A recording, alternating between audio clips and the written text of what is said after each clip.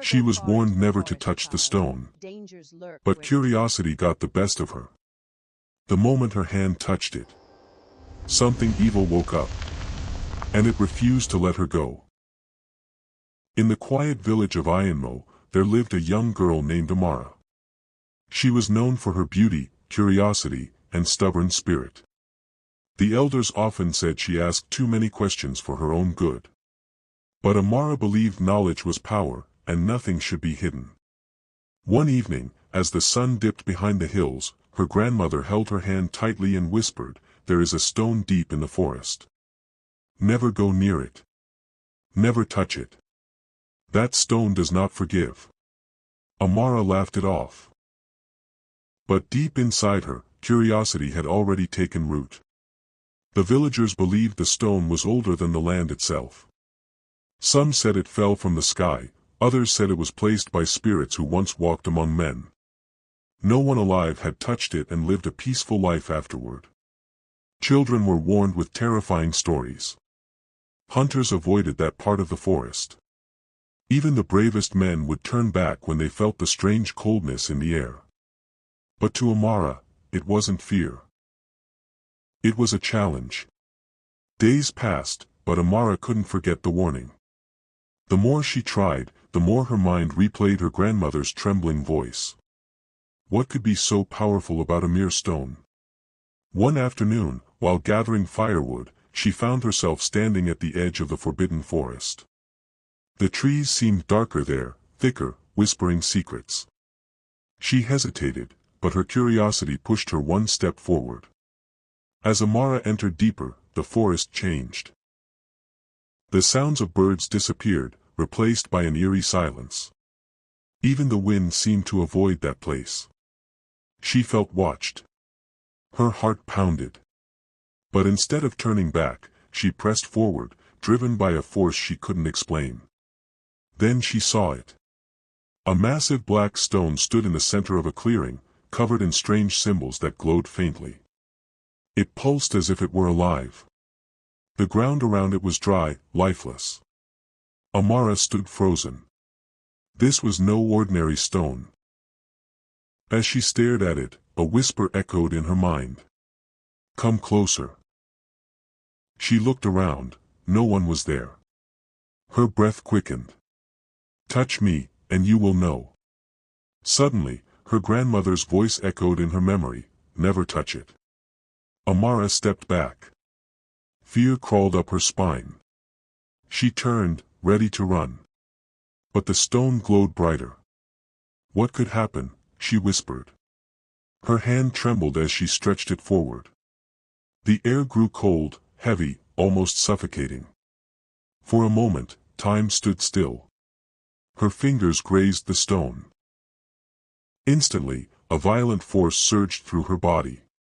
Her eyes widened as visions flooded her mind, death, fire, shadows, and voices screaming.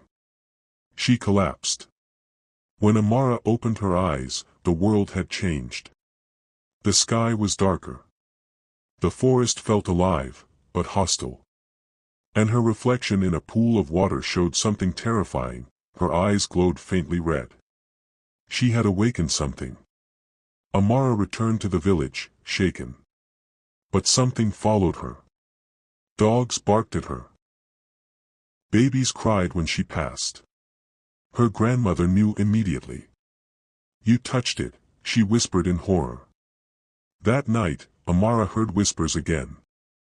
Louder now. Clearer. "Feed us." She woke up screaming. Dark figures began appearing in her room. Watching. Waiting. She couldn't sleep. Couldn't rest. The curse had begun. Strange things started happening. Crops failed. Livestock died. The villagers began to suspect Amara. She brought it upon us. A strange symbol appeared on her hand. The same as on the stone. It burned like fire. Her grandmother confessed. "The stone is a prison, for ancient spirits. You have opened the gate." Amara learned the truth, the spirits needed a vessel. And she, had become one. She began to lose herself. Her voice would change. Her thoughts no longer felt like her own. Something inside her was growing stronger. One night, she woke up outside, covered in blood. She didn't remember anything. But the village did. The villagers turned on her. She is cursed. She must leave. Banished and broken, Amara walked alone into the deeper parts of the forest where even hunters feared to tread.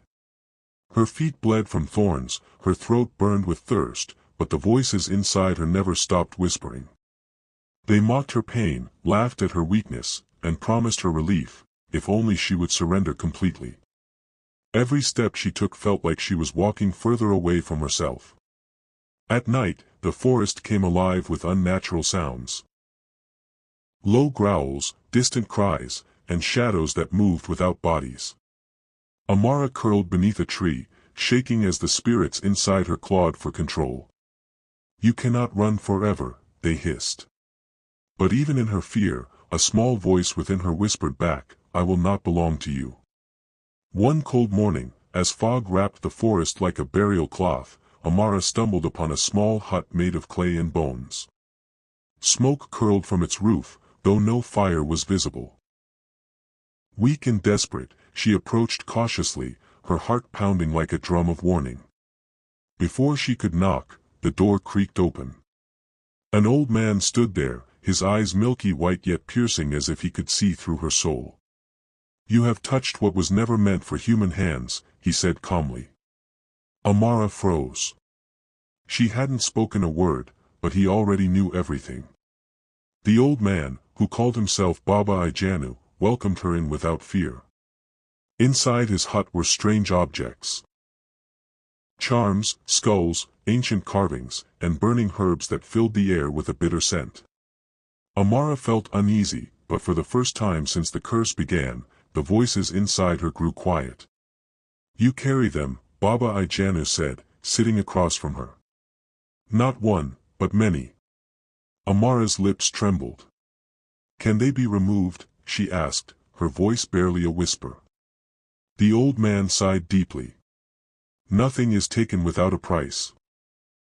Baba Ijanu revealed the ancient truth. The stone was not just a prison, it was a gateway, created by powerful ancestors to trap dark entities that once nearly destroyed the land. But over time, the story had faded into myth, and only warnings remained. "The moment you touched it," he explained, "you became the key, and the door." Amara's body shook violently as the spirits reacted angrily to his words. "They will use you to return," he continued. "Unless you stop them. Or they consume you completely." Determined to fight, Amara agreed to undergo a cleansing ritual. Baba Ijanu prepared a mixture of sacred leaves, ash, and blood, drawing powerful symbols around her body. "This will weaken them," he warned. "But it will also awaken their fury." As the ritual began, Amara screamed. Her body convulsed as dark smoke seemed to seep from her skin. The spirits roared in rage, their voices overlapping into a terrifying chorus. "She is ours," they screamed.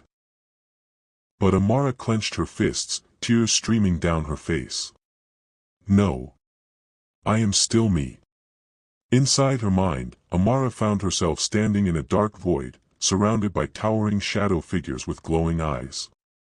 Each one whispered a different temptation: power, revenge, immortality.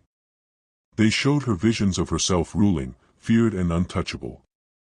For a moment, she almost believed them. The pain would end. The fear would disappear. But then she remembered her grandmother's smile, the warmth of her village, and the girl she once was. "I refuse," she said firmly. The shadows shrieked in anger as cracks of light began to break through the darkness. Back in the physical world, Amara's body lifted off the ground as the spirits fought back harder than ever. Baba Ijanu struggled to maintain the ritual, his voice growing weaker as he chanted ancient incantations. Suddenly, Amara's eyes snapped open, completely black. A deep, unnatural voice spoke through her, "Old man, you cannot stop what has already begun."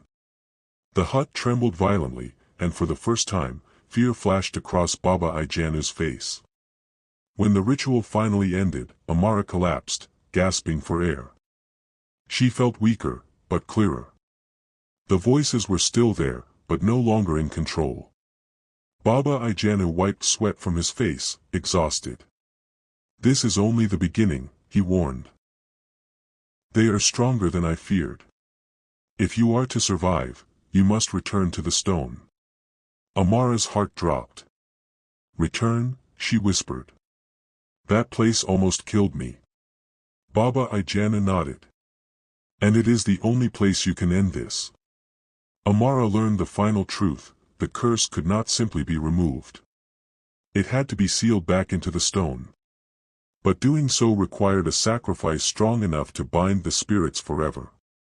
What kind of sacrifice? She asked, though deep down, she already knew the answer. Baba Ijanu looked at her with heavy eyes. A life willingly given, by the one they have chosen. That night, Amara sat outside the hut, staring at the stars. For the first time in days, the forest felt calm. But inside her, a storm raged. She thought of running away, of ignoring everything, of letting fate take its course. But then she imagined the village, the children, the elders, her grandmother. If she did nothing, the spirits would destroy everything. Tears rolled down her cheeks as she whispered, "If it must be me, then so be it." And in that moment, she chose her destiny. At dawn, Amara began the journey back to the forbidden forest, her steps slow but resolute. Baba Ijanu walked beside her for a short distance, then stopped at the edge where the air grew unnaturally cold. "Beyond this point, you walk alone," he said quietly, placing a charm in her palm. "This will not save you. But it may remind you who you are." Amara nodded, gripping the charm tightly as she stepped forward. The deeper she went, the louder the whispers became, no longer hiding their hunger. "You return to us," they hissed with delight. But this time, Amara did not tremble, she walked with purpose, even as fear coiled around her heart. The forest seemed to recognize her presence. Trees creaked and bent as if watching her pass, their shadows stretching unnaturally across the ground. The wind howled like distant voices crying out warnings too late to matter. Suddenly, the path shifted. What she remembered was gone, replaced by a twisting maze of roots and darkness. The spirits were trying to trap her, to confuse her mind. Amara closed her eyes briefly and whispered, "I will not be lost again." Then she walked forward, guided not by sight, but by resolve. Without warning, shadow figures lunged at her from the trees, their forms flickering like smoke but striking with force. Amara fell hard, the breath knocked from her chest as cold hands clawed at her skin. "You cannot win," they screamed. "You belong to us." Pain surged through her body as the spirits tried to tear her apart from within and without. But Amara clenched her teeth, forcing herself to stand. "If I belong to anyone," she gasped, "it is not you." As she spoke, something inside her ignited, not the darkness, but something brighter, stronger. The charm in her hand grew warm, then hot, and suddenly a burst of light exploded from her body. The shadows shrieked and recoiled, dissolving into the air. Amara stood there, breathing heavily, her body trembling, but still standing. For the first time since the curse began, she felt it, she was not powerless. As she continued walking, the voices shifted. No longer threatening, they became soft, persuasive. "Why fight?" they whispered. "We can give you everything. Wealth, beauty, power beyond imagination." Visions filled her mind, herself sitting on a throne, feared and worshipped, her enemies kneeling before her. For a moment, her steps slowed. The temptation was real, dangerously real. Then, like a flicker of light in darkness, she remembered her grandmother's laughter, the warmth of her village, the simple joy of being human. Tears filled her eyes as she shook her head. "I don't want your power," she said firmly. "I want my soul." The visions shattered instantly, replaced by furious screams that echoed through the forest like thunder. At last, the clearing appeared. The stone stood exactly as before, but now it pulsed violently, its glow darker, more aggressive. The ground around it cracked as if something beneath it was trying to break free. "You have returned," the voices said, now united into one deep, terrifying tone. "Good, now set us free." Amara stepped forward slowly, her heart racing but her face calm. "I didn't come to free you," she said. "I came to end this." The stone vibrated violently. The air grew thick, almost impossible to breathe. Shadows began rising from the ground, forming massive figures around her, their eyes burning with rage. The spirits attacked all at once. Amara screamed as pain ripped through her body, her knees hitting the ground. Inside her mind, the darkness returned, stronger than ever, trying to drown her completely. "You cannot defeat us," they roared. "We are eternal." But through the pain, Amara whispered, "Then I will not defeat you. I will bind you." She recalled Baba Ijanu's words, every detail of the ritual. With trembling hands, she began tracing the symbols in the dirt using her own blood, each mark glowing faintly as it formed. The spirits howled in realization. "No," they screamed. "You cannot." But Amara continued, her vision blurring, her strength fading. "I can," she whispered, "and I will." As the final symbol was drawn, the truth became undeniable. The ritual would not just seal the spirits, it would take her life completely. There would be no escape, no survival, no return. For a moment, fear gripped her heart. She was still young. She still wanted to live. Amara looked up at the sky one last time, tears streaming down her face. "Grandmother," she whispered softly, "forgive me." She thought of the life she would never live, the love she would never feel, the future she would never see. But then she smiled faintly. "At least they will live." With a deep breath, Amara placed both hands on the stone. Instantly, a violent surge of energy exploded outward. The spirits screamed in agony as they were dragged back toward the stone, their forms twisting and tearing apart. The entire forest shook as the spirits unleashed their final rage. The sky darkened, lightning cracked, and the ground split beneath Amara's feet. "You will die with us," they roared. Amara's body glowed brightly now, her form almost dissolving into light. "Then so be it," she said, her voice calm despite the chaos. The symbols ignited. Chains of light wrapped around the spirits, pulling them violently into the stone. One by one, their screams faded as they were trapped once more. The stone's glow dimmed, then steadied.